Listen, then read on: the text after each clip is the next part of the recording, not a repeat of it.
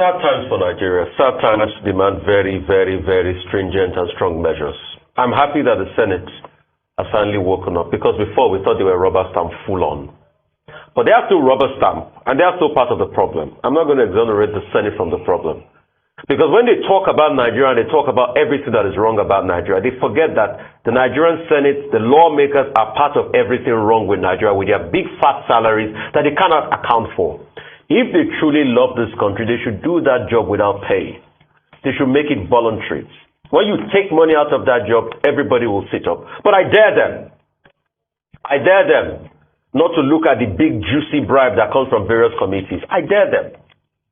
But I'm happy they're speaking up.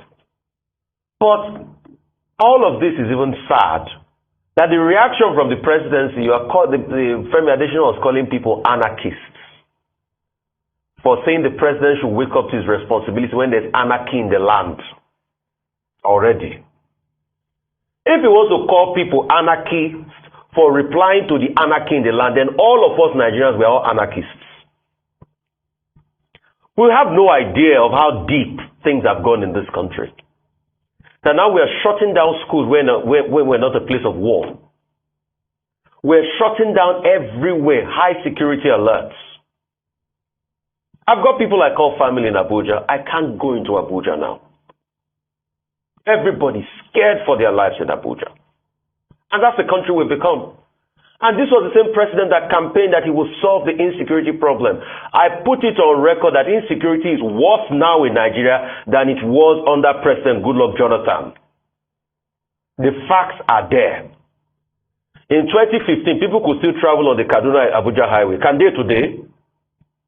In 2015, people were not shutting down schools in Abuja. In 2015, we didn't hear of killings of our brigade of guards. And this was the same Mr. Femi Adesina that said months ago that we will solve the insecurity problem before this administration comes to an end. And we keep having meetings over meetings that do not favor Nigeria. We are sick and tired of these meetings, ultimatums, and directives. And only to think that the president went to brief the Liberians on how to tackle insecurity. Is that not what we've become as a country? We can't solve our own problems. We are going to tell other people how to solve the problem of insecurity. I would have wondered that President Weah of Liberia would tell President Buhari, "Oh my man, how's the insecurity in your country, man?" Because we think it's a joke. Because we are not on the second end of the stick. How people now pay bandits hundreds of millions. And the government has not to be able to investigate the people that collect this money and the channel at which they take this money. How banditry is now so rife in Nigeria that somebody was joking with me the other day. He said when they release the next GDP numbers, they should please put banditry as a sector of the Nigerian economy. Because that's the most lucrative sector now. You know that in this one cycle of the Kaduna train kidnap victims, they've done over 1 billion naira from people that don't have money. And this money keeps circulating in our economy. We can't do anything about it. And when people talk, you call them anarchists. When are we going to open our eyes and tell ourselves the truth in this country that is bleeding? We want our country to do well. Coupled with the destruction of the Nigerian economy.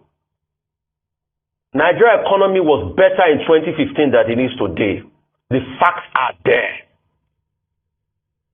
Some people campaigned so hard in 2015. They said they will make $1 1 naira. The complaint then that $1 was 216 to 1 naira. Today is 710. 710. It's a disgrace. It's a disgrace and an apology to this same naira that used to be 80 cents.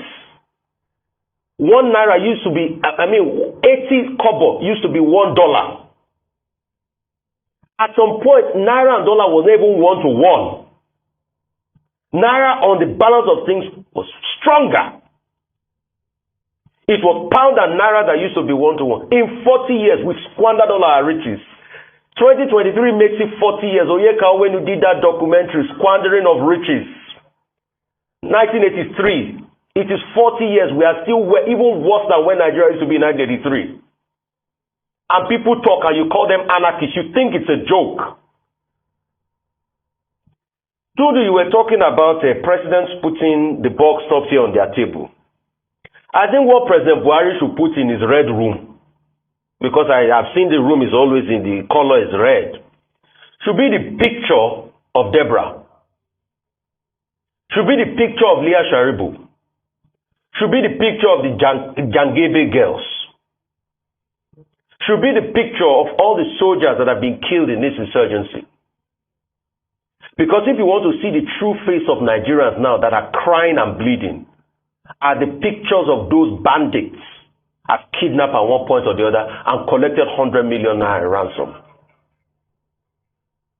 We want a better country, and I don't think that's too much to ask for.